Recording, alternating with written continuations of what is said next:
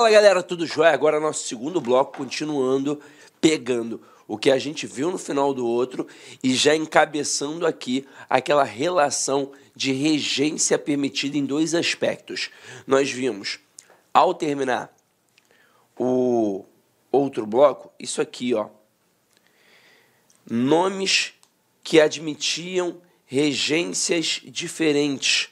Então, a palavra aversão, ela admite tanto a preposição a quanto a preposição por. Quando a gente jogou aqui para a nossa principal listinha, nós vimos também que junto pode ser junto a, junto de, próprio, próprio de, próprio para, próximo, próximo a, próximo de. Só que isso também acontece com verbos.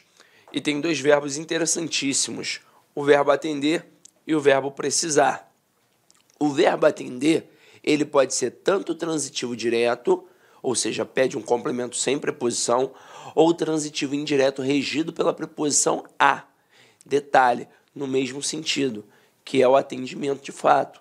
Então aqui eu posso dizer atendi o telefonema ou atendi ao telefonema. Aí nessa perspectiva, se eu tirar telefonema, que é o telefonema, e colocar a chamada, eu posso ter atendi a chamada sem crase e atendi a chamada com crase. Neste momento, a gente teria um caso especial de crase facultativa, pois quando a gente estuda a crase, nós sabemos que ali existem três casos de crase facultativa, que são três casos gramaticais: nome próprio feminino, preposição até e pronome possessivo feminino. Agora, é possível ter crase facultativa através da regência? É, e o verbo atender é a prova disso. Só que aqui, ó, tanto atendi o telefonema quanto atendi ao telefonema, atendi a chamada sem crase, atendi a chamada com crase, significam a mesma coisa. Então, a troca de uma estrutura por outra não atribuiria prejuízo gramatical e também não atribuiria uma mudança semântica.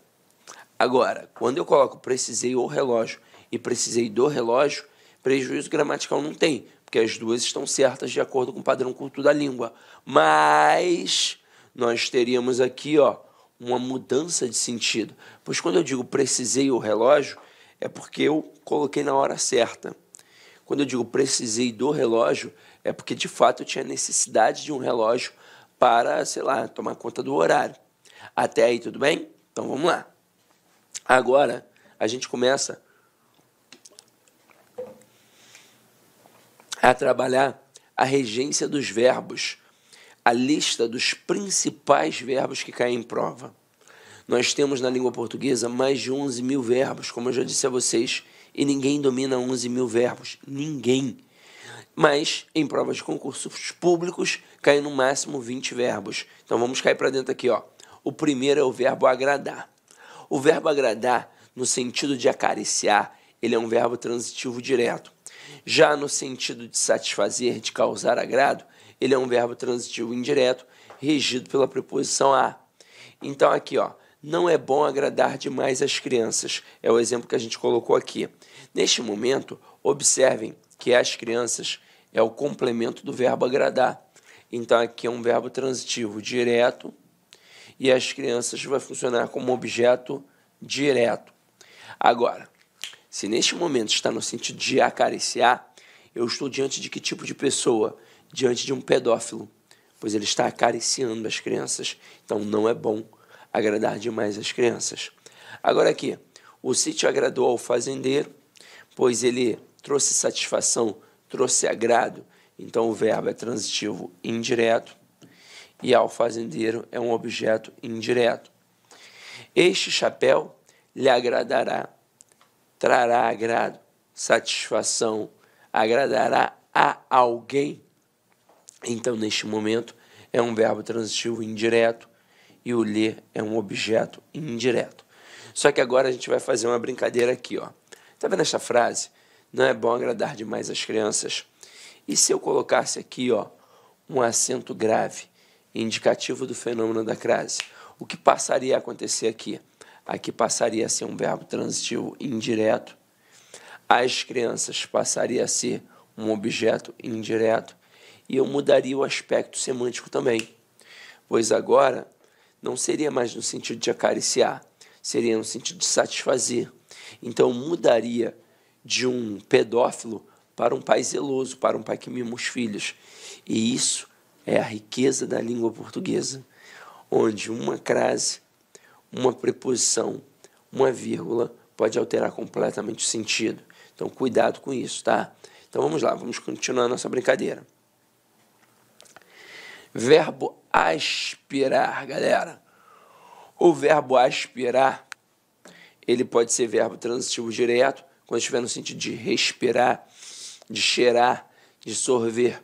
E ele pode ser um verbo transitivo indireto, regido pela preposição a, quando estiver no sentido de almejar, pretender, desejar, objetivar. Então aqui, ó, vamos ver como é que o negócio funciona na prática. Maradona aspirou o ar puro da montanha, ou seja, ele respirava o ar puro da montanha. Então, neste momento, é um verbo transitivo direto, e o ar puro da montanha, tudo isso é meu objeto direto. Agora aqui, ó, aspirava ao cargo de promotor de vendas. Neste momento, não está no sentido de respirar, está no sentido de desejar, de almejar. Então, um verbo transitivo indireto, regido pela preposição a. E tudo isso aqui, ó, ao cargo de promotor de vendas, é o nosso objeto indireto. Agora, continuando. Caramba, verbo assistir. Vamos lá.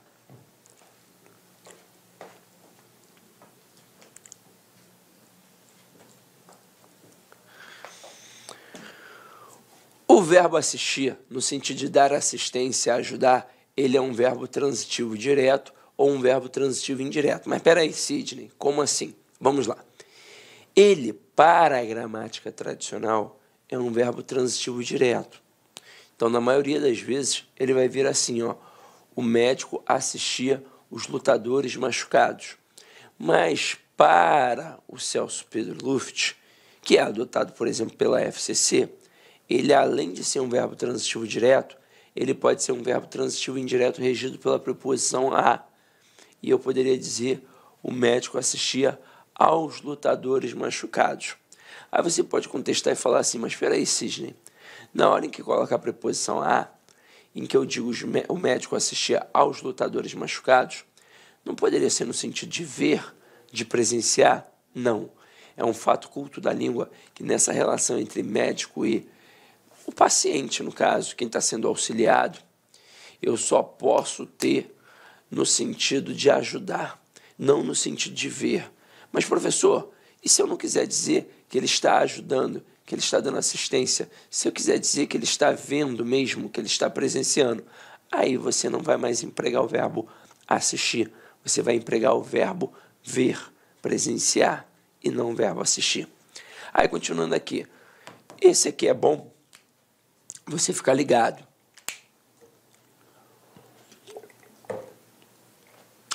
O verbo assistir, no sentido de ver, de presenciar, ele exige a preposição a. Exige.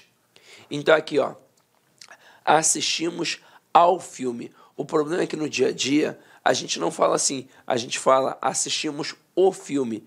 E o certo, quando você usa o verbo assistir, no sentido de ver, de presenciar, é utilizar a preposição a. Então, o certo é assistir ao filme. Assim como o certo seria a criança assistiu ao espetáculo inteiro. Aí aqui tem uma observação interessante. O ler, ele funciona como objeto indireto regido pela preposição a, mas ainda assim, aqui ele não pode ser utilizado. Ele não pode ser utilizado por um motivo muito simples. Na época do latim, o ler era um dativo de posse, e ele só podia ser utilizado com verbos que denotassem posse. Então, o verbo assistir, no sentido de ver, de presenciar, não denota posse. É por isso que ele não pode ser utilizado. Não tem nada a ver com o fato de ser pessoa ou coisa, tá? Pois o ler pode ser usado tanto para pessoa quanto coisa. Basta ser um objeto indireto regido pela preposição a. Mas aqui não vai, porque não tem o valor possessivo. Então, por isso, a gente não consegue empregar o ler. Aí, continuando. No sentido de pertencer, exige a preposição a. Então, eu poderia dizer assim, ó, assistir ao homem o direito de permanecer calado, ou assiste-lhe ou assiste a ele. Como assim, Sidney? Vamos lá. Perdão. O verbo assistir, ele, no sentido de pertencer, ele é um verbo transitivo indireto, regido pela preposição a, como vimos aqui, ó, assiste ao homem o direito de permanecer calado. Só que agora, o verbo assistir, neste aspecto, ele admite o uso do pronome lhe. E por quê? Porque tem um valor de posse, é um direito dele, é um pertencimento dele, cabe, é dele. Então pronto, por isso pode. Agora, o verbo assistir, no sentido de morar, de residir, ele é um verbo transitivo indireto.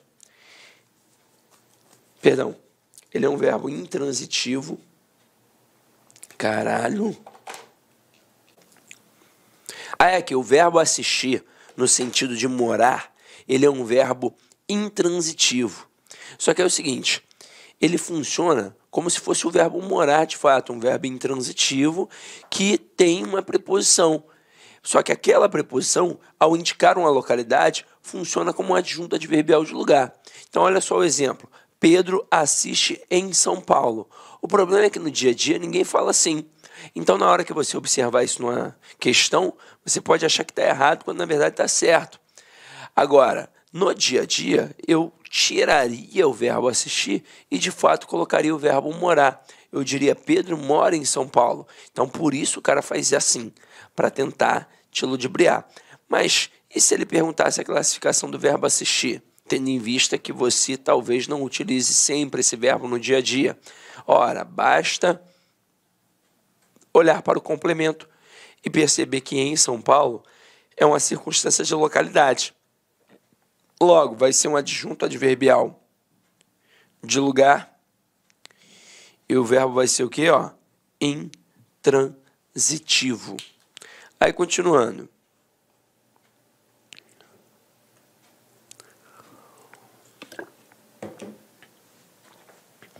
O verbo chamar, galera, o verbo chamar é perigoso. Ele pode ser um verbo transitivo direto, quando estiver no sentido de convocar, ou ele pode ser o famoso verbo transobjetivo, quando estiver no sentido de apelidar, denominar, cognominar. E aí a gente vai ter que olhar com um pouquinho mais de calma. Mas vamos lá. Primeiro, no sentido de convocar, eu coloco a direção chamou os professores. Então aqui o verbo é transitivo direto e os professores é um objeto direto. Agora, quando eu coloco no sentido de apelidar, ele pode ser verbo transitivo direto ou verbo transitivo indireto. E aí, nesse momento, eu posso ter o objeto, que pode ser direto ou indireto, vai depender do verbo, mais um predicativo do objeto. E aí ainda tem a possibilidade de ter uma preposição de facultativa. Vamos ver como é que isso funciona na prática. Aqui, ó. O verbo transobjetivo tem isso, ó. Tem o verbo transitivo direto ou transitivo indireto, mais uma preposição que é facultativa, por isso estou colocando assim entre parênteses, mais um predicativo do objeto.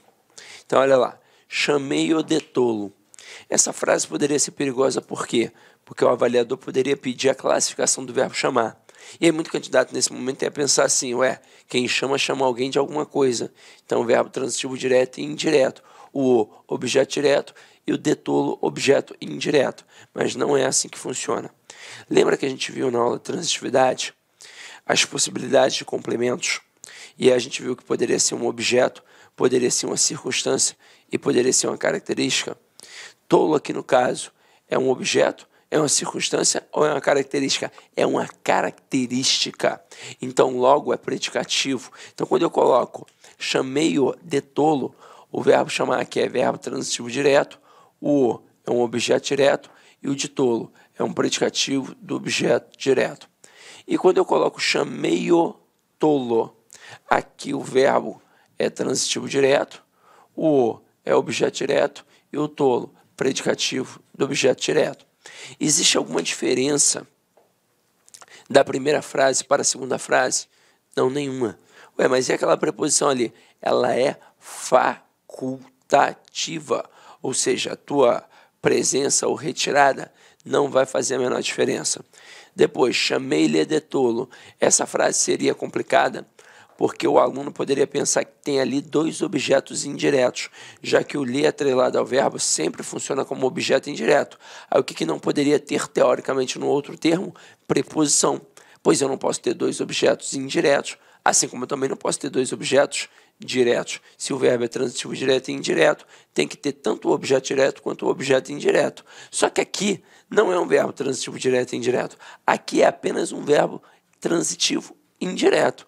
Então aqui, ó, o verbo é VTI, o lhe é OI e o de tolo é um predicativo do objeto indireto.